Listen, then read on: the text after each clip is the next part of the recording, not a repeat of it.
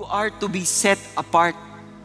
Kadalasan po tayo, gusto natin kaparehas tayo, katulad tayo ng ibang taong nakikita natin. Paalala ko po sa inyo, huwag kayong titingin sa iba. Tumingin kayo sa ginawa ng Panginoon para sa atin. At yun ang susundan natin. Kasi marahil mukhang masaya yung iba, nagpa-party sila, buti pa sila, walang bawal-bawal sa kanila, buti pa sa kanila, ganito, ganyan. Ikaw, isipin mo sa sarili mo, buti na lang make Jesus Christ. Buti na lang siguradong kaligtasan ko. Buti na lang bayad ang mga kasalanan ko. Buti na lang tinubos ako ni Jesus. Yun ang isa-celebrate mo. Kaya huwag ka maiinggit sa iba. Buti pa sila, hindi stricto. Buti pa sila, pupunta lang sila sa simbahan, tas gaganyan lang sila sa mga tao.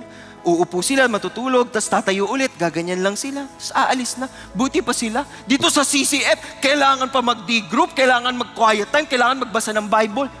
Ay, hindi po para sa CCF nyo ginagawa yan. Para po yan sa Diyos.